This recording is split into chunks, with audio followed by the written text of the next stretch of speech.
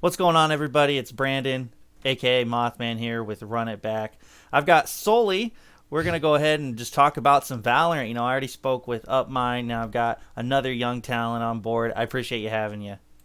Yeah, it's a pleasure to be here. I haven't been in the scene too much, but I can never get out of Valorant, even with all the hectic school days going on. So I'm happy to be here, man. And that's kind of what I wanted to start with. You told me you haven't been around the scene much as lately. Obviously, that's because of school and stuff. So Yeah. just kind of give me an idea of what you're doing outside of Valorant. How's school going, basically? Yeah, school's been going great. For those of you that don't know, recently I've decided to take a semester break just to grind out my last important semester of high school. By the way, I am a senior, so after this first semester heading into 2022, I do plan to dive fully back into Valorant. But at the moment, I'm just, doing my thing, working on college applications, making sure my grades are up for that first semester so that when colleges see that, they want to accept me. I've been playing soccer in the meantime, socializing, hanging out with friends, going to the gym, all the usual stuff. I recently as well did start doing track, so I'm super pumped about that. But I guess it's kind of the most generic high school life you can live. But I'm happy with it right now, and I just want to enjoy it. Awesome. Well, good luck. Obviously we want to see you back to casting. When you were casting and when you get back to it, I'd kind of like to know, how do you balance that with, the real life stuff? Yeah, so when I was doing it over quarantine, it honestly was not that hard. Obviously, because I'm in online school, I don't have really that many obligations outside of commentary. Before I used to kind of just like I used to just live it, right? I would go to school, come back home, cast till like 2 a.m. in the morning. So it's always a hectic a schedule, but recently I found a really good balance. I haven't been picking up as many events that would like consume my whole life. I make time for family, for friends, and stuff like that. So I think at this point I've kind of learned how to balance my lifestyle, and especially if I'm going forward into college, it's going to be even trickier. I think even there. So right now I'm kind of in this stage where it's like, all right, I need to balance my social life, my casting life, sports, academics, everything like that. But right now it's just take everything one step at a time, ensure that I have time for the little things. Okay, and I know the likes of, Zekin, Asuna, they've been playing Valorant Yeah. while attending school too. What do you think about kind of that player Valorant and life balance? Do you think it Mhm. kind of worked better because of the quarantine and now, with COVID and things starting to get back to normal? How do you think they're handling it? What are your kind of thoughts? For sure. I think quarantine has just made it extremely easy for young people like myself to be able to do what we do in esports and as well attend school. Like I can't speak exactly for Zekin and Asuna, but I imagine that being online made it 10 times easier when it came to managing being a player, right? Because the commute to school takes a lot of time, at least for me. I don't know about those guys, right? But to have practice at like 5 p.m. and you're in school to like 3 p.m., you are exhausted after a full day of school, waking up at like 7 a.m. So just to be mentally and physically ready, I imagine made it so much easier. I know Zekin is currently going to school. I cannot imagine what it's like to deal with exet practice, streaming, everything like that. That dude is an absolute beast. But quarantine, I have to say, is was probably one of the best years, I think, for us youngsters when it came to esports. It just made everything a whole lot easier to manage. Yeah, I have to agree. It's kind of a strange blessing. There's this Yeah. weird pandemic that kind of swept over the world, but in some instances it gave people more opportunities. Like even myself, I wasn't writing before the pandemic or doing this journalism stuff, involved in the scene or anything. Yeah. And it happened, and I was like, okay, I don't want to go into an office. What can I do that I love outside of it? Boom, here we are. It helped, as you said, you guys out with being able to Yeah. to focus and kind of the time management. So kind of moving on, you said you haven't had much time to focus on the scene in detail because of school and everything like that. So I kind of just want to give you the floor for a second. What are some things that you have noticed that you were able to catch? Some teams, player transfers, rumors, anything that may have stuck in your head that you want to talk about?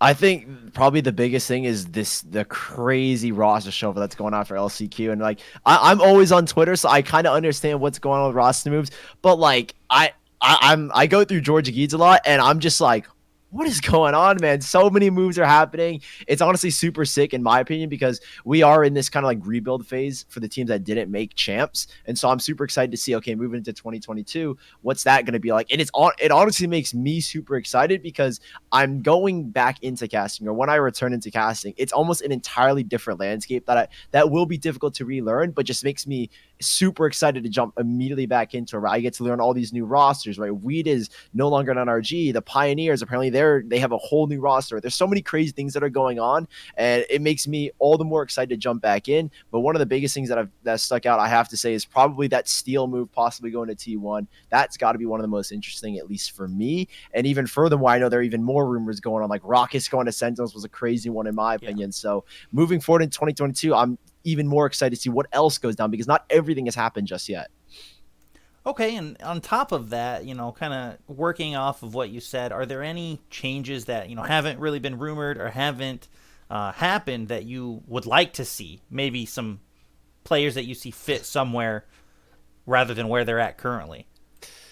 I think for sure I would love to see Bang on a different team, or at least be given the opportunity to go to a team. Same thing with Critical. I know Critical just recently became a free agent. So, I mean, Bang is a youngster just like myself. I'd love to see him take a step away from TSM. Same thing with Zekin as well. I know he's currently a substitute on 100 Thieves, and I guess the general consensus is that he's really not ready. But those two youngsters, I would love to see them maybe work together, or at least go under the guidance of a much more experienced leader, right? We've seen what Def can bring to the table when it comes to working with younger guys, and Zekin has just blossomed into this amazing player. So I would love to see moves from both Seven and Bang. I know Seven is content probably with his 100 Thieves placement. He's getting a lot of experience there on the likes of Nitro, Hiko, and whatnot. So I think more importantly, Bang is a guy that definitely deserves to be put on a roster. And just in general, I would love to see these young guys get back into play, because they are some of the most exciting players I've seen. Oh, definitely. Just to clarify, you're speaking about Seven for 100 Thieves. I think you called him Zekin a couple times. Zach, yeah, it sounds kind of the same. I think I jumbled it in there. But yeah, I totally agree. There are some hungry young players, Yeah. with the new FPS that comes out,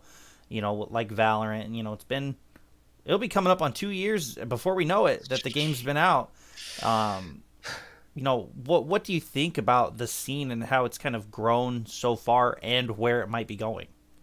To be completely honest, I don't have that much experience when it comes to esports. I only entered the scene 2 years ago, and I've been a part of Valorant ever since it's been born. So I can't say, like, in comparison to CS:GO or in comparison to like Call of Duty or League of Legends, the scene has grown a lot better. But from what I've experienced, it has been a super exciting ride to see the growth of Valorant, because I remember when we were with these crappy HUDs and you could barely decipher what was going on, and I tried observing once and I was just mishmashing keys and whatnot. To see the in-game growth when it comes to HUD design and observer feeds, it's been really cool to watch that slow development and see how many jobs have been created out of that. But when it comes to the competitive scene, I again can't draw too many comparisons, but from what we're seeing, it's a lot better from where I come from. In CS:GO, the talent pool isn't as deep as Valorant. We have literally 15-year-old kids popping off, right? Zekin was unable to play in champs or unable to play in VCT, but then as soon as he becomes 16, gets picked up by this crazy Team X set and makes this amazing journey. I think it's one of the most inspiring things, and I think players like Zekin and the youth that we have, like Seven, like Bang, like Zekin, and even I guess Mocking at a certain point, it's super cool to see them, and I think it's going to inspire so many more people. And it's one of the things that makes me excited. It's like we're seeing these young kids compete at an international stage, the best in the world, and it's just an inspiration for so many other people. And I'm excited to see what other talent grows as Valorant continues to progress.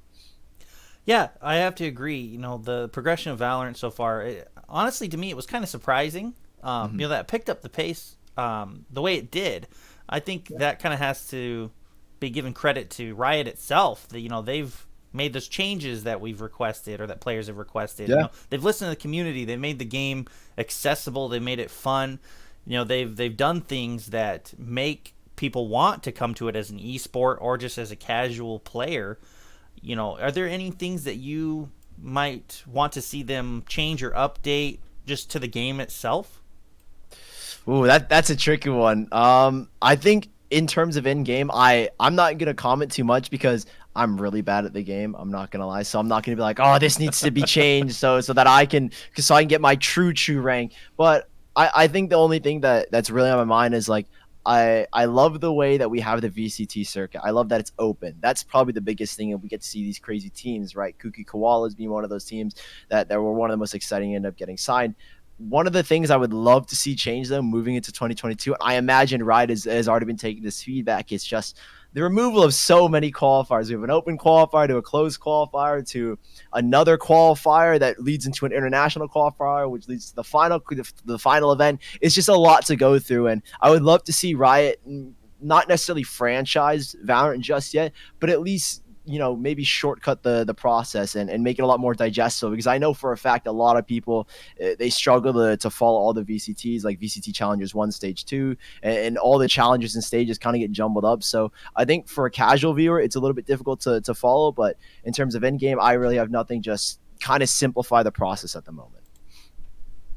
Okay, and when it comes to the changes that have been made or additions to the game, such as Chamber and Fracture, we've seen so many new agents since the game released, a handful of new maps. What do you think of those? What do you think of the cycle that they're on? Do you think it's enough? Do you think it's too little? Do you think maybe they need more or less? Mm-hmm. Kind of what are your thoughts on the content they're adding and how those affect the meta? I've always thought that the way Riot does their kind of like agent adding and their buffing and nerfing, it's honestly been super good. And I understand the philosophy behind it is like make this agent really like not necessarily super OP, but put him at a really good point and then kind of just work down slowly. I feel like that's been super good from Riot so far, and the way they've handled that from the community, the in quotes backlash or the feedback has just been phenomenal from the community in general. And Riot has been super good at responding and communicating with us. When it comes to the cycle, I think they do a really good job, because it's not like we're getting, from my standpoint, as someone that's not necessarily as deep into the scene at the moment, I'm still able to digest literally everything, right? And I'm not being like flooded with Chamber comes in and then a week later a new agent to be leaked, and I'm like, I can't digest it all. So the way that Riot has it, it's like almost a perfect cycle of new agent comes in, I have so much time to learn him, and then when this new agent comes out, it's just fresh, right? I've already played with Chamber, right? It's like, okay, I'm getting kind of bored of this current agent cycle, or I'm getting kind of bored of the map pool that we have right now. And then boom, Riot just delivers with a new agent, a new map, and it keeps me excited. It keeps things fresh, and it's like, all right, it feels like a new game at this point when a new map or a new agent comes out. Well, you kind of brought up an interesting topic I want to touch on now. You mentioned how they kind of make the agent overpowered maybe, or quote unquote broken at the beginning, and kind of tone it down to match, and balance with everything else. Do you think they do? You really think they do that on purpose? I feel like they do, because well, maybe not on purpose, but I feel like there's definitely something going on that's like, it feels like it's a lot easier to set a standard and then slowly work it down, where it's like, okay, if like I think for example the Viper buff was probably one of the biggest examples of over buffing and then bringing her down very, very slowly. In my opinion, it's like the 50 hit was crazy when you walk through a poison orb, took the community feedback, worked her down just a little bit, and I think that was in my opinion that was a really good example. Same thing with the Sage Wall, how they've kind of brought the utility and how useful she can be slowly but surely down. So I've made a couple of videos about how I think Riot likes to work their buffs and nerfs and stuff like that. It's just a theory. Maybe they do it on purpose. Maybe they just accidentally do it and it works out really well. But I think the biggest consensus is that Riot, no matter what, is always going to listen to us. And if we think we need a buff or if we think we need a nerf, they're going to listen. They're going to respond accordingly. Yeah, that's kind of a little conspiracy theory about how the agents come in. Honestly, that's kind of like blowing my mind now that I think about it. Like, do they do that on purpose just so they can make it perfect 2 weeks later? I want anybody watching this in the comments, or tweet at us, or tweet at Sully, or run it back. Let us know what you think about that, because that seriously is boggling my mind right now, thinking about maybe they actually do that. Who knows? But let's move on. I want to play a little game now. I'm going to say something Valorant related. I just want you to give me the first player that pops into your head. Then after that, I'll have you explain why. How's that sound? Sounds good. I'm excited. All right. The operator. Ooh, Wardell. I feel like that one's a pretty easy one. Mainly there's one play that's always stuck in my mind. I can't remember the exact event that it was, but me and Upmine were casting it. It was one of the Knights 10Ks, and it was just like Wardell against Dignitas, TSM versus Dignitas, and he was just having a game on the op. I think it was split as well, and it was just phenomenal to watch. So Wardell is always going to be the operator in my mind. Okay, now Sova. Hiko. Hiko, because the saying is, my name is Hiko, I am a baiter, I will see you at the bomb site a little bit later. That's, I don't know why, but that's the one that sticks with me. Okay, and Jet. Ooh, tens. I feel like that's a really easy one. I honestly can't like, because I know nowadays tens isn't playing Jet as much, but it's like come on, it's tens. He's the Jet in my eyes. Okay, now the Amir region. Ooh, Nats for sure. I've never followed the EMEA region too closely because obviously NA is just a handful in general. But when that Berlin event came around, it's just like Nats. Nats is the guy apparently, and so watching him against Envy in the finals was also a masterclass. Okay, and the NA region. Ooh, this one's actually hard. I can't. A player doesn't come to mind instantly. Oh, Shazam for sure. He's like the mastermind in my opinion. The way that the fact that he used to coach and do everything for Sentinels and IGL and Jet up, and then play Sova when Tens came in. I feel like he's the guy in NA. Okay, and the best player in the world. Tens, easy. I feel like I don't even need to explain myself. Tens, I love Tens. I'm an NA fanboy. What can I say, guys? And the most underrated player in the world. Ooh, Dapper. I think Dapper is super underrated. Dapper or Zoms, low key. I feel like I've just been dropping Sentinels players' names over and over again, but they are one of the most exciting teams to watch. I think Dapper and Zoms. I have to give it to both of them. Zoms' utility usage. I remember Peeps used to just trash on Zoms for not popping off. Like he would go like 4 and 8, but no one would understand his impact and how underrated he can be and how critical he can be in a game. Same thing with Dapper. He can flex Sentinel and Sova and his utility usage as well, and the way he's able to maneuver around the map and set up these lurks and set up these opportunities for star players. It's also super sick to watch. Yeah, and it's kind of crazy to think that some players on the arguably best team in the world could be considered underrated. Exactly. But it's true. It is. It's true. You see these guys like Tens and Shazam when they get the op when they're playing on Jet, and they just go insane. Put up 20 kills or something like that. But what happens is you have Dapper on the side with his utility, with his information that he can provide, setting those kills up for them. So, there are a lot of kind of unspoken heroes, on these Valorant teams. Just because they don't get, 20, 30 kills in a map doesn't mean they didn't have a arguably bigger impact. Yeah. I think it's the roles of controller and sentinel are some of the most underrated, and a lot of I feel like to the untrained eye, a lot goes unseen, right? As a caster, and the perspective that I've taken and where I'm watching the minimap 24/7 and watching how these kills and these plays go down, I see the little things, right? The smoke that gets set up, or the gravel that gets played, or the info that alert collects, or a push through with one of the sites collects. It's really cool, and all these little things. I compare it sometimes to a sport where you're setting up the ace, right? You're setting up the guy to make the play. Like in soccer, you're trying to set up Ronaldo or Messi, right? All these little things go into play to set up tens or your star player. Okay, and you mentioned roles. Let's kind of touch on that a bit more. I've always been curious about roles in Valorant. We have controller, sentinel, duelist, what else? Initiator. Are there any agents that you could see possibly considered a different role? Maybe how Viper's a controller and sometimes people accidentally call her a sentinel, things like that. What kind of agents do you think could possibly fill a different role? If maybe you went hard as Omen as a duelist or something like that. Yeah, I think the big one that sticks out in mine, or at least the two for me, are probably going to be a Sky and Astra. I remember there's a couple. I think it was a couple months ago when Astra first came out. Everyone was like, "This is basically a Sentinel." The fact that you can trigger stars on the opposite sides of the map, and you have this gravel, this Nova Pulse, and this ability to smoke to just lock down sites, made her super useful. She doesn't info gather maybe like KJ or Cypher does. So I think she's very comparable to when it comes to from being a controller. She can be a controller or a sentinel, right? I feel like that's where the utility of Astra comes in, where we see that replacement sometimes of sentinels on certain maps. And then for Sky, I feel like she's one of the most self-explanatory agents that can flex in between both, right? Initiator, she can set up fights through team. A flash allows your entry duelists to go in, but she can also set herself up, and that's what duelists do, in my opinion, best. They set themselves up for fights and they set themselves up for success. All it takes is one single pop flash, and we see players like Sabrosa, like Zekin, kind of use her to the best of their ability and act as another duelist. Yeah, I definitely agree. You know, when Sky came out at first, it was kind of iffy, I would say, Yeah, on where she would fit, you know, compared to a Sova or a Breach in the initiator role. But after, like you said, yeah, the changes that they made and everything, the feedback heard by the community, I think she's probably one of the top 5 most important agents in the game to have. for sure. That kind of makes me want to ask you if you could pick a top 2 agents that are the most important to have in any composition, who would they be and why? Oh, this one's really tricky because I now have to think about every single map.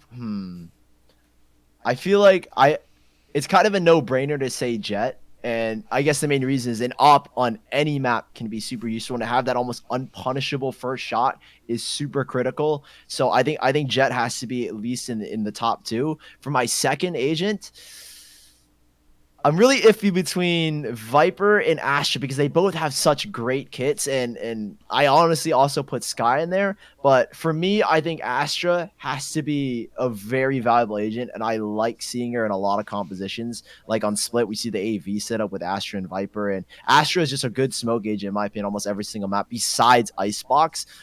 Even then, there are people that can use her, but she's just not as useful on that map. So I think I have to maybe give a little bit to Viper just because she can be used on literally every map. Even with Fracture being instituted into the map pool, she can be used on every map. Her utility kit is just insane. That -30 as you walk through a poison orb, as you walk through her Viper roll is super good as well for executions and holding sights back. She as well can almost act as another sentinel, triggering your util at the proper moment, locking down sights by yourself with those snake bites. I think Viper and Jet have to be my top 2, and that's in general as well just a super sick combo to have a Viper and a Jet work together and have a Viper snake bites kind of clear angles, and then Jet goes in afterwards and helps to clear the sight. I think those 2 definitely have to be the most important agents in my eyes. Okay, now moving on to maybe their ultimates, I kind of want to give you my opinion, what I think, and then ask yours. For a long time, I thought, you know, the run it back ultimate, no, you know, no plug or anything Nope. like that. But I really did. I thought Phoenix's ult was the best one in the game. You know, it No, for sure. gave him his health back. You could gather intel with him running in. He could get picks with it. There's just so much that could be done with it. But now we don't see him as much. You know, we don't see Phoenix used as much. I still personally think he has a place. He just has to be found again. But when it comes to maybe the best ultimates in the game now, I think we're looking at definitely, you know, the less aggressive ultimates like Vipers when she gets her Viper's pit out, or Cypher's because he gives details of where everyone is on the map. So I kind of want to know what your thoughts are on the state of the ultimates in the game. Which ones you think are the most effective? No, I have to agree with the Phoenix statement, right? My sentiment is there as well. Like, I genuinely thought Phoenix had one of the best ults in the game. He was a walking Sova drone, essentially, that could kill and frag out. So I was surprised when, I mean, it makes sense in my eyes, right? I feel like Sky just has better flashes. Her utility kits fits a lot better, right? I would rather have a Reyna than a Phoenix, and a Reyna Jet combo, in my opinion, is a lot better. But I agree with that sentiment. However, I think the best ult right now isn't necessarily, a lot of people I feel like would say the Viper's Pit, and I do agree to a certain extent. I just feel nowadays, depending on the comp you're playing against, it's a lot easier to counter, right? In my eyes, if you drop a Viper's Pit, all it does is force your opponents to work a different way, right? And the best teams can do that. So for me, the best ult has always been the Jet Knives, purely because it's a Vandal, right? The best players in the world make the best plays with it. And if you could be on an eco round, your whole team could be rocking classics, but if that one Jet player has full armor and Jet Knives, anything is possible in my opinion. And it's an ultimate that could change around, and ultimately that round that they win off of the Jet Knives could change the whole game. Now, on the other hand, what are some ultimates that you think maybe are weak and, you know, maybe not the best, we'll say? You know, we don't want to say they suck or anything like that. Everybody has their use in Valorant. They really do. Even Yoru, I'll say it. Yoru has his uses. It's just not, you know, not as profound as the rest. But what ultimates do you think could maybe use some work, and what tweaks would you like to see done to them to make them more viable? I think this is a complaint I've had for a while, and it's just like, it just does not make sense to me. It's the Astra Cosmic Divide. So here's my reasoning: a bullet cannot penetrate through the Astra, which I don't know how fast a bullet goes, but I imagine it goes pretty fast. but a dude with a bow shooting a shock dart can send just an arrow through the cosmic divide. That didn't make sense to me. I think she has an ult that definitely needs to be reworked. She has the ult itself has a lot of good properties. However, I think there are certain things that need to be reworked. Like one of the things it's not a complaint, it's definitely just, it makes sense, is that the fact that you can't hear any noise even if it's your own cosmic divide. That's not necessarily like a big issue to me, but the fact that it's so easy to counter a cosmic divide just by sending that little bit of util through, right? You can Raze, who has a skinny arm, can throw a nade through a cosmic divide and a bullet can't penetrate through. Another ultimate that I feel is very weak nowadays is definitely KJ Lockdown. There's just so many ways to counter it now. I remember when we were seeing on Haven, like satchels being thrown over that wall over on A's side, shock darts being sent in. Now a breach aftershock can break it down. It's crazy that the KJ Lockdown used to be one of the most fundamental ultimates for retakes and just locking down sites in general, has almost become nullified because of all the known angles to throw a lockdown and all the ways to counter it. Yeah, I'd have to agree on both of those fronts. You know, we saw the knives through the Astra wall. Yeah, I mean, those are great. Don't get me wrong; those make for some awesome content.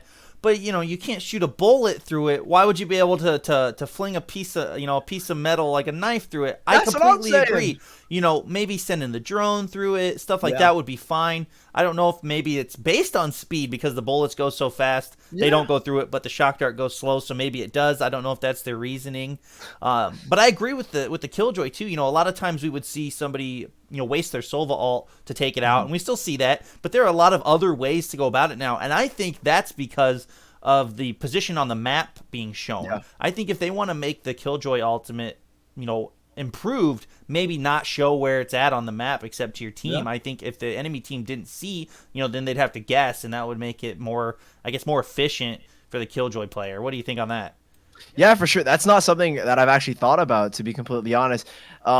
I guess like the only like institute is as like maybe pro players would say, well, that's kind of useless because there's only X amount of ults that you can place or X amount of positions you can throw down an ultimate. And I could see that sentiment, but in just like casual ranked play, I think that would be a really nice change to kind of bring KJ Lockdown back in. I don't know if it would change pro play all that too much, because I feel like, again, there only is X amount of positions you can throw a KJ Lockdown where it has that great effect. And someone like Shazam or someone like Steel is going to be like, oh, I know exactly where he's throwing this ultimate. I want you to throw this shock dart lineup. I want you to throw this Raze Satch or this Raze nade. So to a certain extent, it has its merits. But at the end of the day, I think the pro teams are going to find a way to just still end up nullifying the lockdown no matter what. Yeah, that's what I was going to follow up on with that. We would see it work. It would be fine. It would be okay. But then the good players, the best of the players, would be able to figure it out. They'd be like, okay, here's where it's at. I know, because you can see, where it begins and where it ends on the map. Yeah. So from there, eventually they'd be able to figure out the positioning. And I'm pretty sure this is how it works with KO too. When he does his ultimate, you can see where the pulse is coming from, right? So you have an idea of where he's at. You have an idea where the Killjoy ultimate is at. I just think that would be a better way for at least an initial period of buffing for the Killjoy ultimate, because the detaining, everything like that's perfect, but like you said, it's just really easy to get rid of at this point. Yeah, who knows? Maybe once the buff happens, Riot will go through with our conspiracy theory and slowly nerf it back down. So who knows what'll happen with them. Well, now let's move kind of on to the esports side of things again. I have to ask, obviously you're excited for Champions, but what about Champions has you most excited? Man, I feel like there's so many things. Like, okay, this is what I said when we went into Berlin for Masters. I said, listen, Sentinels aren't going to win it. I'm going to tell you right now, they're not going to win it. Everyone has got their eyes on them, and it's the same thing with any number one team in the world and anything, is that all eyes are on you, and it is so hard to maintain that number one spot. And Sentinels, they dropped that number one spot. But you learn more from a loss. So to see North America, right, in a region that was like, we were just trash talking EMEA for like, yeah, we finally are better than you in an esport right off rip. What are you gonna do about it? To us finally have that loss, I'm grateful for it, mainly because it's not only humbled us, but it's like, all right, this is a new perspective. EMEA can finally beat us. Gambit can finally put up a fight. G2 could have put up a fight. Liquid, Fnatic, all these teams could put up a fight. And now we have to go into this rebuilding phase. And Sentinels, man, they're on some crazy anime training arc right now. And I can sense it. When we go into champs, they're going to be a whole new team. They're going to be a much stronger team in my eyes.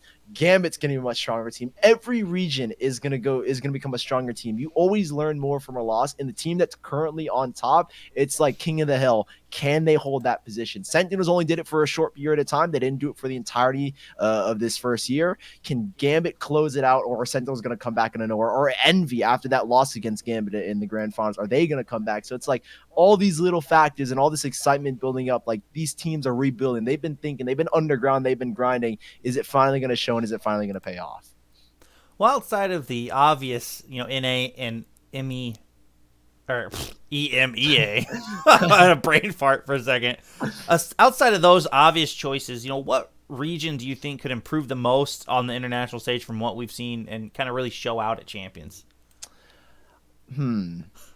I would say one of the most underwhelming regions, in my opinion, and this is might be a hot take for some people, is Brazil. I feel like the Brazilian region in Masters 1 or in Masters 2 Iceland and Masters 3 Berlin, for me at least, I was like, this is super underwhelming, right? Because I hear all this type like MW0 is one of the best players in the world, or Fury are crazy, or Game Layer is gonna go nuts, and I'm watching these VODs, I'm like, dude, we got Eddie's got this in the bag when we play them, right? And we watch Vikings and whatnot at Masters.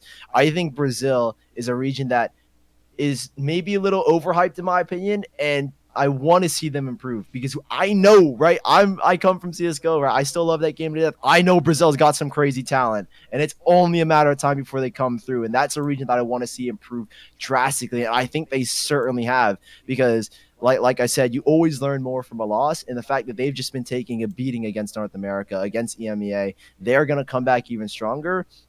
And I'm excited to see what improvements they've made and what they've been doing while we've had this very long break.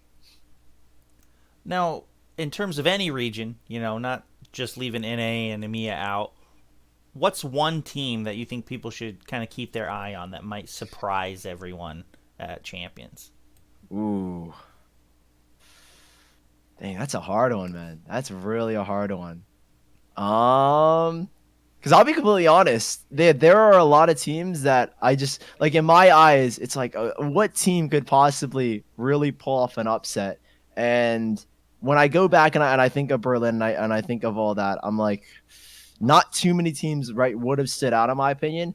I feel like the no-brainer is, like, just in general, just watch out for Korea. Right, that's always been the consensus. Always watch out for Korea. No, I feel like no matter what, they can always put up a pretty decent fight. And again, similar to Brazil, they've taken a beating over and over. Right, they've been the hype, like crazy Korean jet, crazy Korean set pieces and whatnot, way back with Vision Strikers and New Turn. So I think just in general, we have to keep our eyes out for the Korean region. Right, see what they can do moving forward into champs. I know a lot of changes have been made going on. Like New Turn have recently made some changes, and same with the Vision Strikers. So, in general, in my eyes, that whole region is just like, okay, what are they gonna do now that they've had the time to work it out? Now that they've been at the international stage, can they really push through it and really show us something against the best teams in the world? Yeah, I think I can speak for a handful of people when I say it would kind of be a feel-good story to finally see Vision Strikers progress even further, because they had that really long streak at the start of the game, and then they got into the international stage and just kind of fell to NA and EMEA and everything like that. I think seeing Vision Strikers as a spectator, as a fan of the esport, rather than a guy from NA or whatever, just watching from the outside, I think I would prefer to see them do well, just overall, whether at Champions or in the future. That's a team that I want to see perform to the best of their abilities. Yeah, for sure. I mean, I think for me at least, Vision Strikers was always that team. Like, these guys have are so close to success, but there's just a few key elements missing. And I think when we get back to, like, I guess, normality in terms of lands and stuff like that, right, all that experience is going to come back and it's going to help them because they have the brains, right? There's been no question about what the Korean scene and what Vision Strikers alone can do when it comes to tactics and whatnot. But getting to the level and getting to the speed when it comes to aim of NA and EMEA is definitely, I think, going to be one of their biggest challenges. Okay, well, our last topic on champions. I want your prediction. Who do you think's going to walk away with it all? Because there's only three teams I can pick from. There's only three teams I can pick from, and it's Sentinels, Envy, or Cloud9, and it's a tough one, yo.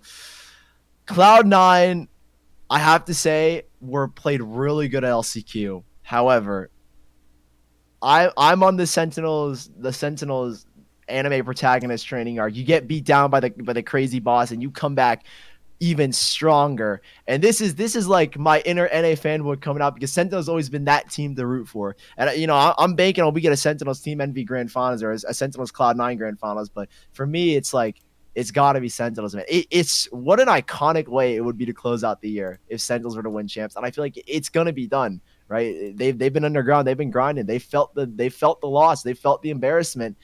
And there's no telling what they're gonna bring next time around.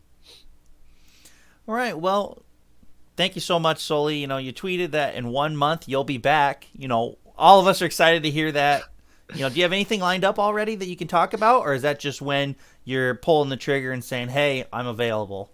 Nothing at the moment. Honestly, I've just been trying to stay away from the stress of all these events. I do have one event coming up just this later weekend. It's a charity event called Mustache Masters. It's for November and spreading men's wellness throughout this month of November. So I've got that lined up. It's nothing too crazy. I want to give back, and I've always been a big supporter of that. But when 2022 comes around or when December 17th of my winter break starts, I'm pulling the trigger and we're boot camping back in VALORANT, and who knows what'll happen.